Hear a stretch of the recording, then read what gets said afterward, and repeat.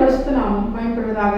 இதனால இந்த காலை வேளையிலே கர்த்தர் நம்மை அவருக்கு பலப்படுத்தும்படியா நமக்கு தெரிகிற வார்த்தை ரோமர்கள் எழுதின நிருபம் அதனுடைய 8வது அதிகாரம் அதனுடைய 2வது வசனம்.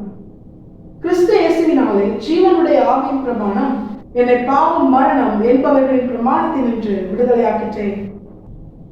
கர்த்தருடைய பரிசுத்த நாமம் பயன்படுவதாக. இந்த வசனத்தை கொண்டுதான் தேவஜனங்களாகி நம்மை இன்று அவருக்கு பலப்படுத்துகிறார். இந்த வசனம் ஒரு பிரதானமான சத்தியத்தை தேவஜனங்களாகி நமக்கு காண்பித்து தருகிறது.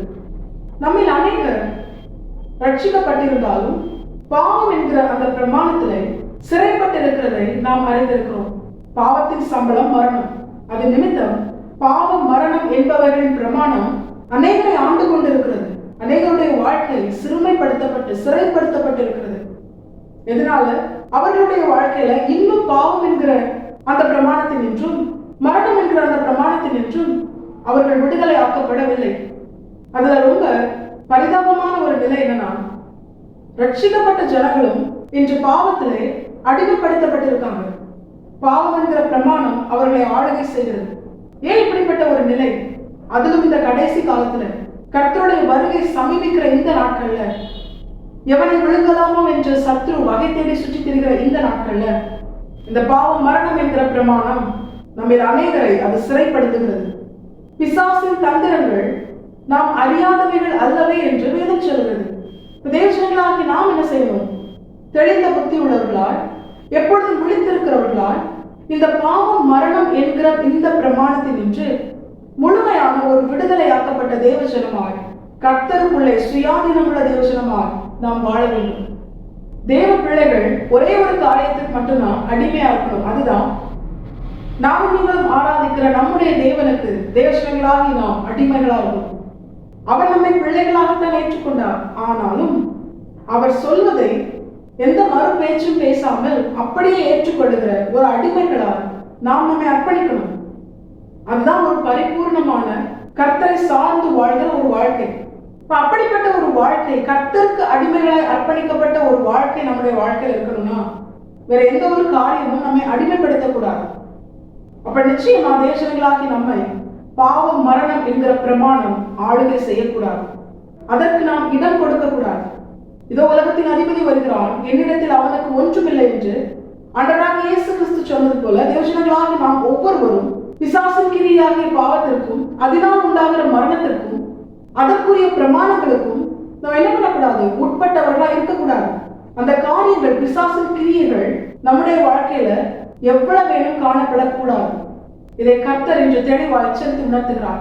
இப்படிப்பட்ட ஒரு பரிபூரண விடுதலை, பாவம் மரணம் என்கிற பிரமாணத்தில் என்று ஒரு பரிபூரண விடுதலை தேவஜனங்களாகி நமக்கு கிடைக்க வேண்டுமானால் வேதம் அதற்கு காண்பித்து தருகிற ஒரே ஒரு வழிதான், அதற்கு ஒரே வழிதான், அதுதான் ஆண்டவராக இயேசு கிறிஸ்து. வசனத்தின் துவக்கம் அதை தெளிவாக சொல்கிறது. இயேசு கிறிஸ்துவினால் ஆவியின் பிரமாணம் ஜீவன் அடைகிறது. ஆண்டவராக இயேசு கிறிஸ்துவை கொண்டுதான் பிதாவாகிய தேவன் கிருபையும் சத்தியத்தையும் நமக்கு தருகிறார். அந்த சத்தியம் என்பது தேவன் நம்முடைய கரத்திலே கொடுத்து இந்த வேத எழுத்துக்கள் ஆவியாம் துவங்கி வெளிப்படுத்தின விசேஷம் வரைக்கும் நாம் நம்முடைய வாழ்க்கையில என்னென்ன காரியங்கள் செய்ய வேண்டும் செய்யக்கூடாது என்பதை நமக்கு காண்பித்து தருகிறது. இந்த சத்தியத்தை நிறைவேற்றதான், அது நமக்கு எளிதா இருக்கத்தான் கர்த்தர் காலைதோறும் புதிய கிருபையை தருகிறார். கிருபை எதற்காக கொடுக்கப்படுகிறது? ஆண்டவராகிய இயேசு கிறிஸ்து நமக்கு கொடுத்த இந்த சத்திய எழுத்துக்களுக்கு நாம் கீழ்ப்படியும்படியாகத்தான் கிருபை கொடுக்கப்படுகிறது. நம்முடைய வாழ்க்கையில தேவஜனங்களாகி நாம் ஆண்டவராகிய இயேசு கிறிஸ்துவினால் கொடுக்கப்பட்ட ஆவியின் பிரமாணத்தை, ஜீவனுள்ள ஆவியின் பிரமாணத்தை நிறைவேற்றுகிறவர்களா இருக்கணும். அந்த பிரமாணம் நம்முடைய வாழ்க்கையில் ஆளுகை செய்தால் அது ஜீவன் உள்ளது. அது நமக்குள்ளே நித்திய ஜீவ காலமாய் ஊறுகிற நீரூற்றாய் அது கிரியை செய்யும்.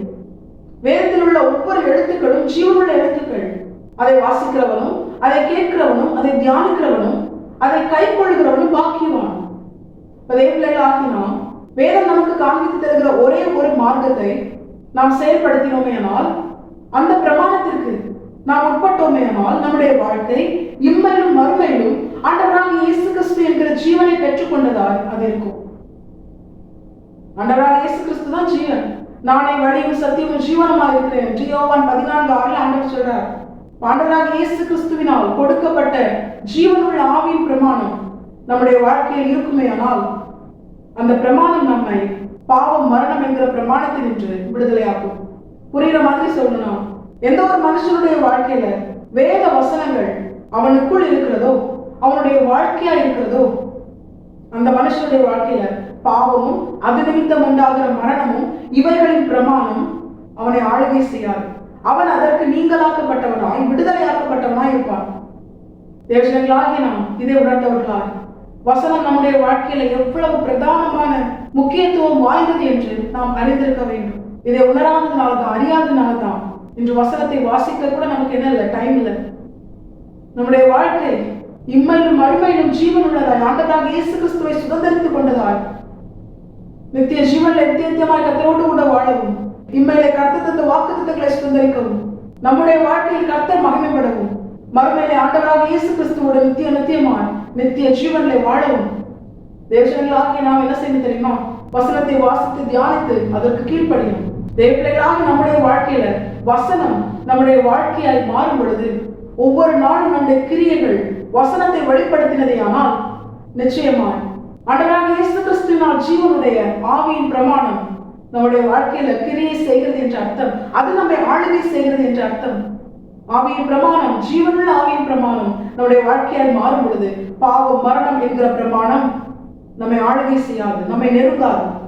கர்த்தர் முழுமையாய் பரிபூர்ணமாய் அதிலிருந்து நமக்கு விடுதலை தருவார். அதைதான் அந்த வசனம் தெளிவாய் சொல்கிறது.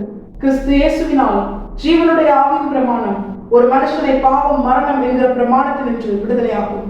தேவபிள்ளைகளாகி நாம் இதை உணர்ந்தவர்களாய் இந்த வசனத்துக்கு கீழ்ப்படிந்து வாழ நாம் நம்மை முழுமையாய் கர்த்தரை பார்த்து அர்ப்பணிப்போம். கர்த்தர் இந்த வசனத்தை கேட்க அனைவரையும் ஆசீர்வதித்து வழிநடத்துவாராக. கர்த்தரை பரிசுத்த நாமம் மட்டுமே மகிமைப்படுவதாக. மரணதா இயேசு வருகிறார். ஆயத்தமாகவும் பெற ஆயத்தப்படுத்துவோம். ஆமென். என்பலன் ஒன்றுமில்லை என்று நான் அறிவேன், அவர் பல